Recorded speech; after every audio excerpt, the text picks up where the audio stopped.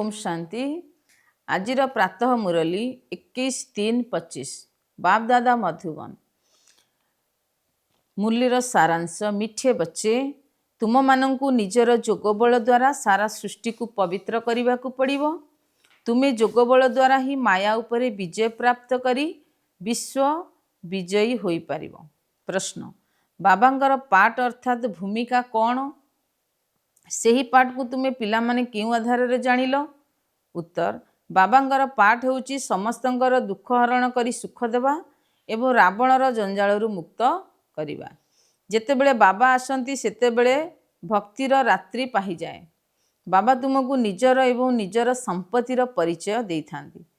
तुमे माने केवल एकमात्र बाबा को जानिबा द्वारा सब किछि जानि जाउछ। गीत।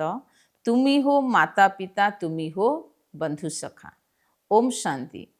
पिला माने ओम शांतिर अर्थ भल भावरे बुझुछंती। बाबा बुझाई थांती आमे आत्मा यही सृष्टि ड्रामा रे आमर मुख्य अभिनय रहिछि। कहार अभिनय? आत्मा शरीर धारण करी अभिनय करिथाए। बाबा पिला मानकु एबे आत्म अभिमानी करुछंती। एते समय देह अभिमानी होई रहिथिलो, एबे निजको आत्मा निश्चय करी बाबा को मने पकाइबाकु हबो। ड्रामार नियम अनुसार आमर बाबा आसीचंती एवं आसीथांती मध्य रात्रि समय रे। केबे आसंती तार तिथि तारीख किछि नाही। तिथि तारीख तांकर थाए जे लौकिक जन्म नहीं थांती।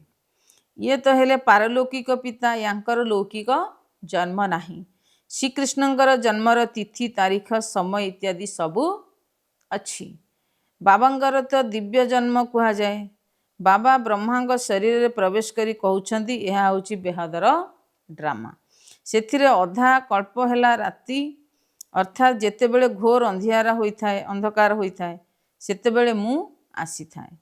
सेथिरे तिथि तारीख किछि न थाए। एही समय रे भक्ति मध्य तम प्रधान। अधा कल्प होची बेहदर दिन। दिने बाबा निजे कहउछंती मु एहांग भितरे प्रवेश करिछि। गीतार अच्छी भगवान उवाच, किंतु भगवान केबे मनुष्य होई परिबे नाही। कृष्ण मध्य दैवी गुणयुक्त मनुष्य अटंती। एहांकु मनुष्य लोक कहा जाए। यह देवलोक नुहे। गायन अच्छी ब्रह्मा देवताय नमः। सेमाने हेले सूक्ष्म लोक निवासी। पिला माने जानती सेठारे हाड़मांसर शरीर न थाए। ताहा हेला सूक्ष्म श्वेत वर्णर छाया शरीर। जेतेबेले आत्मा ब्रह्मलोक बा शांति लोक रे थाए, सेतेबेले ना सूक्ष्म शरीर थाए ना हाड़मांसर शरीर थाए। यही कथा को कौनसी मनुष्य मात्र भी जानी नाहंती। ए कथा बाबा बसी सुनाउछंती एवं ब्राह्मण माने मध्य सुनी थांती। आउ केही सुनांती नाही। ब्राह्मण वर्ण भारत रे ही रही थाए। ताहा मध्य सेतेबेले थाए जेतेबेले परमपिता परमात्मा प्रजापिता ब्रह्मांक द्वारा ब्राह्मण धर्मर स्थापन करती। तेबे यांकु ब्रह्मा को रचयिता कुहाजिब नाही। नुआ रचना केही रचंती नाही, केवल नवीकरण करती। डाकंती मध्य हे बाबा, यही पतित दुनिया रे आसी हमकु पावन कर। एबे बाबा तुम मानकु पवित्र करुछंती। तुमे पुणी जोगबल द्वारा ही सृष्टि को पवित्र करुछ। माया उपरे तुमे विजय प्राप्त करी जगत जीत हेउछ। जोगबल को विज्ञानर बल कहा जाए। पुणी ऋषि मुनि आदि समस्ते शांति चाहती, किंतु शांतिर अर्थ को जानी नाहंती। एठारे तो निश्चय अभिनय करने को हबो। शांतिधाम हेला स्वीट साइलेंस होम। तुम मानकु एबे ए कथा जଣା अछि जे आमर घर शांतिधाम अटे। एठाकू आमे अभिनय करने को आसीछु। बाबा को मध्य डाकुछंती, हे पतित पावन दुख हर्ता सुख कर्ता, आसी आमको ही रावणर जंजालरू मुक्त कर। भक्ति हेला राति, ज्ञान हेला दिन। रात्रि मुर्दाबाद होई पुणी ज्ञान जिंदाबाद हब। यह दुख और सुखर खेल। तुमे जानिछ प्रथमे आमे स्वर्ग रे थिले, पुणी खसी खसी आमे तले नरकरे पड़िछि। कलिजुग केते खलास होई दियो। कलिजुग केबे खलास हबो, पुणी सत्यजुग केबे आसीबो, ए कथा केही जानी नाहांती। एबे तुमे माने बाबा को जानी जाइछ, तेणु बाबा द्वारा सबु किछि जानी जाइछ। मनुष्य माने भगवान को खोजिबा पाई केते धक्का खाउछंती। किंतु भगवान को जानी ही नाहांती। जानिबे सेतेबेले जेतेबेले बाबा आसी निजर संपत्तिर बा स्वर्ग दुनियार परिचय देबे। संपत्ति बाबांक ठारू मिले, मांक ठारू नुहे। यांकू बा ब्रह्मा को ममा मध्य कहा जाउछि, परंतु यांक ठारू वर्षा मिलिब नाही। तेणु यांकू मध्य मने पकेइबा उचित नुहे। ब्रह्मा विष्णु शंकर मध्य शिवंकर संतान, ए कथा मध्य केही जानती नाही। बेहदर सारा दुनिया रचिता एकमात्र बाबा ही अटंती। बाकी समस्ते तांकर रचना अथवा हदर रचिता, अल्प किछि संतान मानकर पिता। एबे तुम पिला मानंकु बाबा कहउछंती मते मन पकाओ, तेबे तुमर विकर्म विनाश हब। मनुष्य बाबा को जानी नाहांती, तेबे काहाकु मने पकाइबे। तेणु बाबा कहउछंती केते अनाथ होई जाउछंती, एहा मध्य ड्रामारे निर्धार्य अछि। भक्ति एवं ज्ञान एही दुईटी मध्यरु सबुठारु श्रेष्ठ कर्म हला दान करिबा। भक्ति मार्ग रे ईश्वरंकर उद्देश्य रे दान करंती। काहेकि किछि कामना तो निश्चय रही थाए। भाभी थांती जे जेपरी कर्म करिबा सेपरी फल आर जन्म रे पाइबा। एही जन्म रे जेउ कर्म करिबा तार फल पर जन्म रे पाइबा। जन्म जन्मांतर तो पाइबा नहीं। कर्मर फल गोटे जन्म पे ही मिली थाए। सबुठारु भलरु भल कर्म हला दान करिबा। दानी को पुण्यात्मा कहा जाए, भारत को महादानी कहा जाए। भारत रे जेते दान होई थाए एबे आउ कोनोसी स्थान रे नाही। बाबा मध्य एठाकू आसी पिला मानकू ज्ञानर रत्न दउछंती। पिला माने पुणी बाबा को दान करूछंती। कहि थांती आपण बाबा आपण आसीबे तो आमे हमर शरीर मन धन सब आपण को जिम्मा करदेबू। आपणक व्यतीत आउ केही भी नाहांती। बाबा मध्य कहउछंती मो पई केवल तुमे पिला माने ही अच्छ। मते कहउछंती हेवेनली गॉड फादर अर्थात स्वर्गर रचिता। मु आसी तुमको स्वर्गर राजत्व देउछि। पिला माने मो उद्देश्य रे सबु किछि देई देउछंती। कहउछंती बाबा सबु किछि आपणकर। भक्ति मार्ग रे मध्य कहउथिलो बाबा ए सबु किछि हैला आपणकर दान। पुणी से सबु जेतेबेले चली जाए तेबे दुखी होई जांती। से सबु हैला भक्तिर अल्प कालर सुख। बाबा बुझाउछंती भक्ति मार्ग रे तुमे मते परोक्ष रे दान पुण्य करूछ, तार फल तो तुमको मिली थाए। एबे एही समय रे मु तुमको कर्म अकर्म विकर्मर रहस्य बुझाउछि। भक्ति मार्ग रे तुमे जेपरी कर्म करिथाओ तार अधा कल्पर सुख मध्य मो द्वारा तुमको मिली थाए। ए सब कथा नुआ दुनिया रे काहाकू जणा नाही। बाबा ही आसी कर्मर गति गहन गति संबंध रे बुझाउछंती। सत्य युग रे केबे हेले खराब कर्म करंती नाही। तेणु सेठारे सर्वदा सुख ही सुख रही थाए। सेथिपई सुखधाम स्वर्ग को समस्ते मने पकाई थांती। एबे समस्ते नरकरे अछंती, तथापि भी कहि दउछंती अमुक स्वर्ग को गला। तेबे आत्मा को स्वर्ग केते भल लागुछि। आत्मा तो कहउछि ना अमुक स्वर्ग को गला, किंतु तम प्रधान होइथिबा कारणरू तांकु किछि जणा पड़े नाही जे स्वर्ग कौन नरक कौन। बेहदर बाबा कहउछंती तुमे सब केते तम प्रधान होई जाउछ, किंतु ड्रामा को तो केही भी जानी नाहांती। बुझी थांती जे सृष्टिर चक्र घुरुची, तेबे निश्चय अविकल पुनरावृत्ति हब ना। किंतु सेमाने केवल कथारे कहि दउछंती, किंतु किछि भी बुझु नाहांती। एबे एबे यह है संगम युग। यही गोटे संगम युगर ही गायन रही। आधा कल्प देवी देवता मानकर राज्य चली थाए। पुणी से ही राज्य कुआड़े चलीगला, किए जीति नेला ए मध्य कथा काहाकू जणा नहीं। बाबा कहउछंती रावण जीति नेछि, सेमाने पुणी देवता एवं असुर मानक भितर लड़ई करि देइछंती। एबे बाबा बुझाउछंती पांच विकार रूपी रावण ठारू हारी जाउछंती, पुणी रावण उपरे विजय प्राप्त मध्य करूछंती। तुमे तो पूज्य थिल, पुणी पूजारी पर्यंत होई जाइछ। तेणु रावण ठारू हारी जाइछ ना। ये तुमर शत्रु होइथिबा कारणरू तुमे सबु बेले ताकू जळाई आसीछ, किंतु तुमको जणा नाही। एबे बाबा बुझाइछंती जे रावण पई तुमे माने पतित होई जाउछ। यही विकार गुड़ी को ही माया कहा जाए। माया जीत जगत जीत। यही रावण तुम मानकर सबुठारु पुराणा शत्रु अटे। एबे श्रीमत आधार रे तुमे यही पांच बिना विकार उपरे विजय प्राप्त करुछ। बाबा माया उपरे विजय प्राप्त करने आसीछंती। यह एक खेल अटे ना। माया ठारू छाड़ीबाकू, माया ठारू हारिबाकू पराजय, माया ठारू जितिबाकू विजय कहा जाए। एकमात्र बाबा ही विजय करिथांती, सेथिपई तांकू सर्वशक्तिमान कहा जाए। रावण मध्य कम शक्तिमान नुहे, किंतु से दुख दिए, सेथिपई तार गायन नाही। रावण होची बहुत शक्तिशाली, तुमर राजत्व ही छड़ाई नहीं। एबे तुम्हें बुझी पारुछ आमे केमिति हारुछु पुणी केमिति जितुछु। आत्मा मध्य चाहूँची मते शांति दरकार, मु निजर घर को जीवी। भक्त माने भगवान को मने पकाउछंती, किंतु पत्थर बुद्धि होइथिबा कारणरू तांकू बुझी पारु नाहांती। भगवान समस्तिंकर पिता अटंती, तेणु पितांक ठारू निश्चय संपत्ति मिलुथिबो। निश्चय मिलुची, किंतु केबे मिलुची, केमिति हराउछंती ए कथा केही जानी नाहांती। बाबा कहउछंती मु ए ब्रह्मांक शरीर बसी तुम मानकू बुझाउची, मते मध्य कर्मेंद्रिय दरकार ना।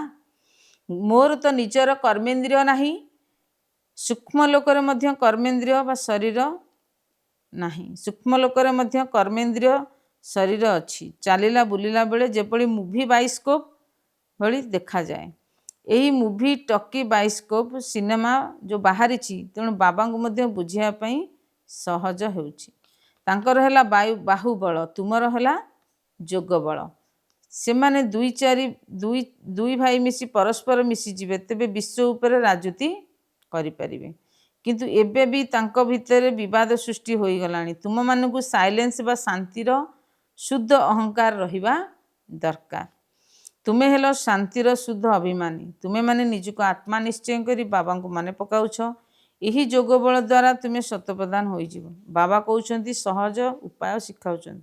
तुम्हें जानिछ शिव बाबा आत्मा मानंकू पुणी स्वर्गर वर्षा बा संपत्ति देबा पई आसीचंती। तुमर जहा किछि कलिजुगी कर्म बंधन अछि, बाबा कहउछंती ताकू भूली जाओ। पांच विकार को मध्य मते दान रे दे दियो। तुम्हें जो मोर मोर करि आसीछ, मोर स्वामी मोर अमुक, से सबको भूली जाओ। सबु किछि देखि मध्य सेथिरु ममता तुटै दियो। एई कथा बाबा संतान मानकू ही बुझाई थांती। जी बाबा को जानती नहीं, सेमाने तो यही कथा को मध्य बुझी पारिबे नहीं। जहाँकर एबे ए पर्यंत चिन्ह अर्थात चित्र अछि, मते तो कही थांती पतित पावन, मु तो तळकू खसे नहीं। तुम्हें कहूच आमे पवित्र थिलु, तळकू खसी खसी एबे पतित होई जाइछु। एबे आपण आसी आमको पवित्र करांतु, तेबे आमे निजर घर को जीवु। यह है आध्यात्मिक ज्ञान, यह अविनाशी ज्ञान रत्न अटे ना। यह है नूतन ज्ञान। एबे तुमको यही शिक्षा यही ज्ञान दि जाउछि। रचिता एवं रचनार आदि मध्य अंतर रहस्य को बुझाउछि। एबे यह तो है पुराना दुनिया। एथिरे तुमर जी भी मित्र संबंधी आदि अछंती, निजर देह सहित समस्त ममता तुटाई दियो। एबे तुमे पिला माने निजर सबु किछि बाबा को समर्पित करि देइछ। बाबा पुणी स्वर्गर बादशाही 21 जन्म पई तुमको समर्पित करि देइछन। नेबा देबा तो होई थाए ना। बाबा तुमको 21 जन्म पे राज्य भाग्य देउछंती। 21 जन्म 21 पीढ़ीर गायन अछि ना, अर्थात 21 जन्म पूरा जीवन चली थाए। सेठारे मनीष सेठारे मझिरे केबे कहीं शरीर त्याग करती नहीं, अकाल मृत्यु हुए नहीं। एबे तुमे अमर अमर अमर होई अमरपुरी मालिक होइछ। तुमको केबे काल खाई परिबो नहीं। एबे तुमे मरिबा पई पुरुषार्थ करुछ। बाबा कहउछंती देह सहित देहर सब संबंध को छाड़ी एकमात्र बाबा सहित सर्व संबंध रखिबा को हबो। एबे जीवा को हबो सुखर संबंध को। तेणु यही दुखर बंधन को भूलिबार पुरुषार्थ कर। सेथिपई गृहस्थ व्यवहार रही मध्य पवित्र हेबाकू पड़िबो। बाबा कहउछंती केवल मते मने पकाओ, ता संगे संगे दैवी गुण को मध्य धारण कर। तुमको यही देवता मानक भली पवित्र हेबाकू पड़िबो। यह है तुमर लक्ष्य उद्देश्य। यही लक्ष्मी नारायण स्वर्गर मालिक थिले। एमाने किपरि राज्य पाइले पुणी कुआडे गले ए कथा काहाकू जणा नहीं। एबे तुम पिलामानकू दैवी गुण धारण करबाकू हबो। काहाकू दुख देबा उचित नुहे। बाबा ही दुख हर्ता सुख करता। तेणु तुमको मध्य सुखर रास्ता समस्त को बताइबाकू हबो, अर्थात अंधर लाठी हेबाकू पड़िबो। एबे तुमे तुम मानकु ज्ञानर तृतीय नेत्र देइछन्ति। तुमे जानिछ बाबा केमिति एठाकु आसी अभिनय करूछन्ति। एबे बाबा तुमको जो पाठ पढ़ाउछन्ति ताहा प्राय लोप होइजिव। देवता मानक पाखरे ही ज्ञान न थाए। तुमे ब्रह्मामुख वंशावली ब्राह्मण ही रचिता एवं रचनार ज्ञान को जानिछ, आउ केही जानी परिबे नाही। एही लक्ष्मी नारायण आदि भितर जदि एही ज्ञान थांता तेबे परंपरा अनुसार चली थांता। सेठारे ज्ञानर दरकार नाही रहु नाही, कारण सेठारे सद्गति थाए। एबे तुमे सबु किछि बाबा को दान देई देइछ, पुणी बाबा मध्य तुमको 21 जन्म पई सबु किछि देई देइछन्ति। एथिरे दान केबे हुए नाही, एपरि दान केबे हुए नाही।